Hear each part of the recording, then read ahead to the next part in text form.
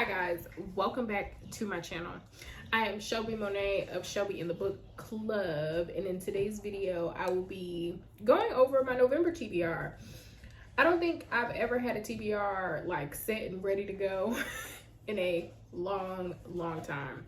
So I'm super proud of myself, like really proud of myself, because usually I'll be scrambling at the end of the month trying to figure out what I want to read next. But I really attribute it to the 100-day reading challenge. Like, it has really put some fire under my tail about reading, just wanting to read more, like reading actually really good books.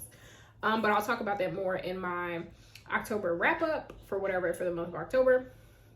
But if you would like to hear about my November TBR, here it goes.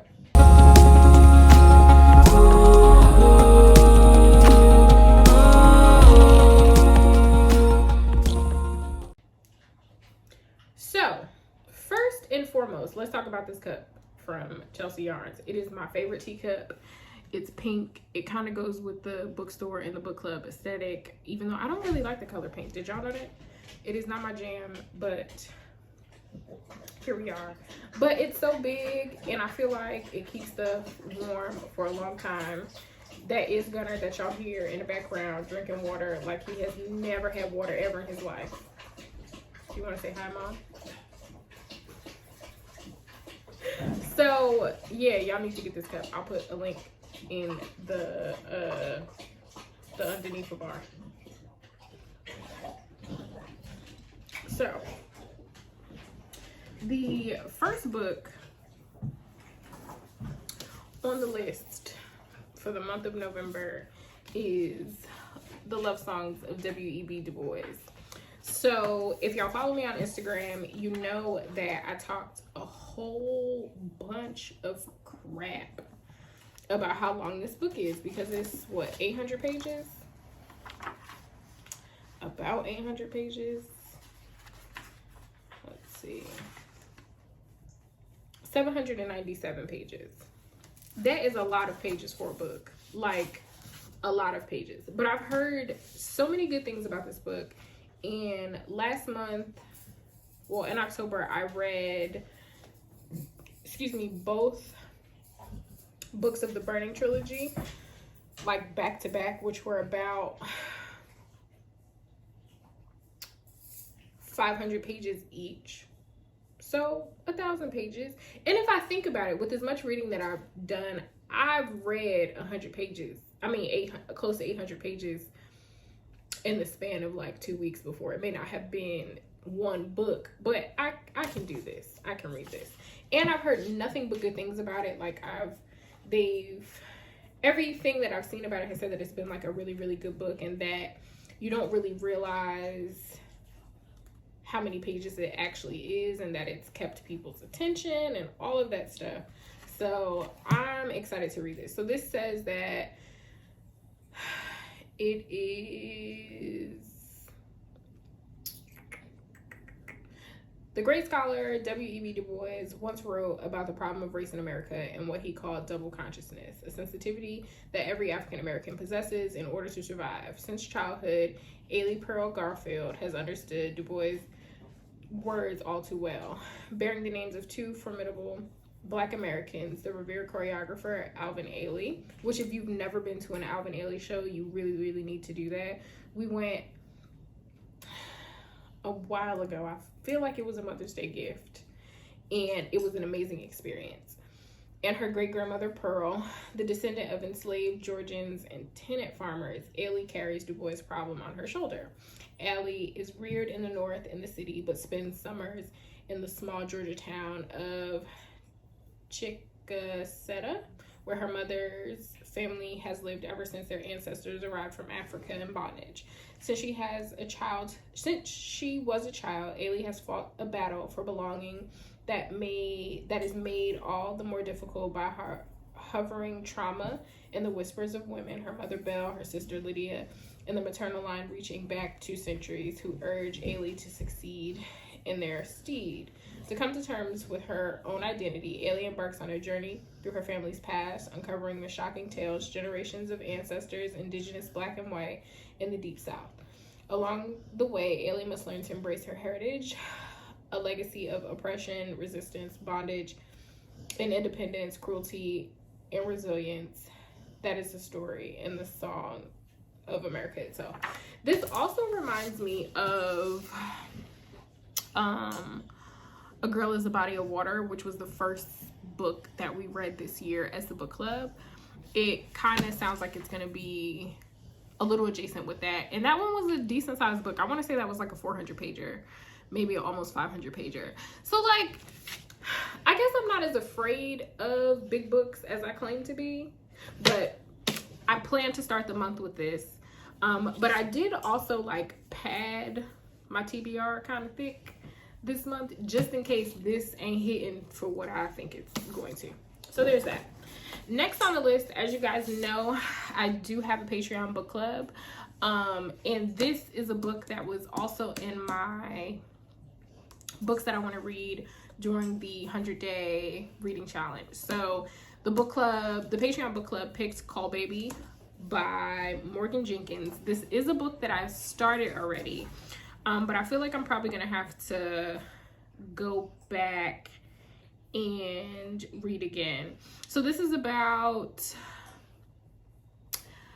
a bunch of different women, a really big family that sells their caul, which is a precious layer of skin that is rumored to hold miraculous healing properties, and a girl that has a baby that family adopts.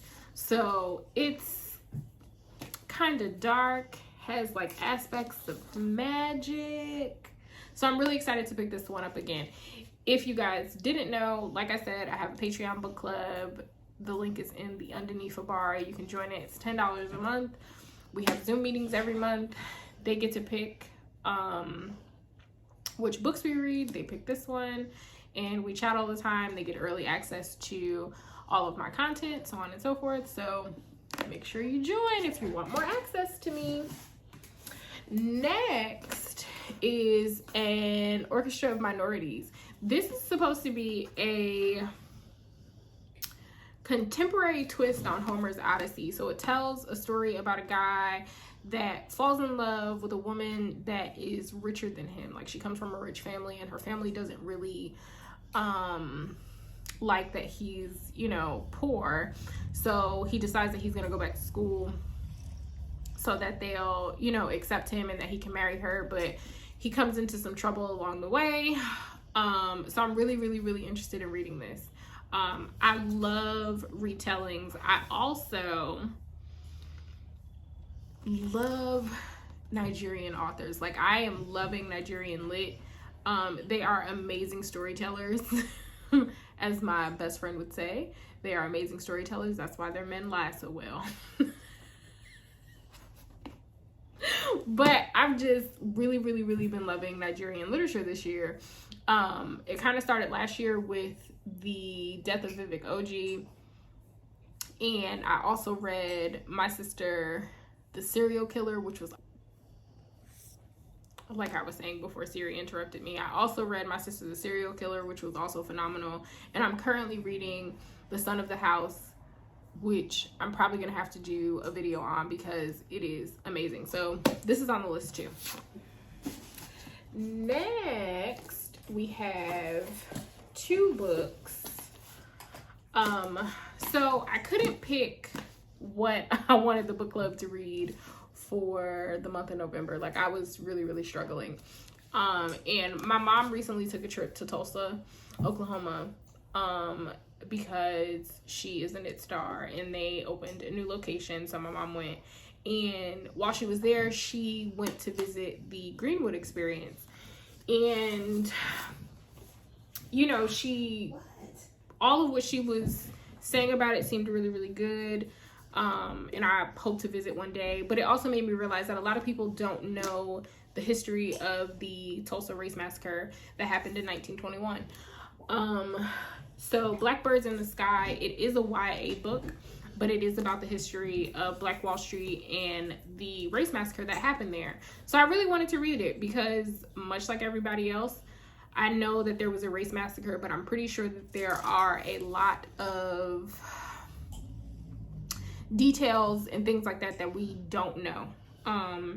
That is probably really good to know. So I wanted to read this. It's a short book. It's less than 300 pages. I feel like it's less than 250. It's definitely less than 250 pages. And I'm super excited to read it. It is by Black woman Brandy Colbert. You can get this and everything else that I've mentioned here today out of shelbyinthebookstore.com. So the next book that we're going to read is My Monticello by Jocelyn Nicole Johnson. This is about racism also as well. So My Monticello is actually the where does it say?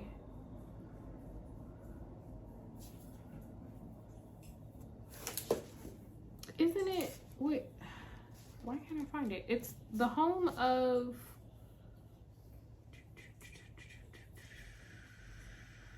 anyway, it is a book about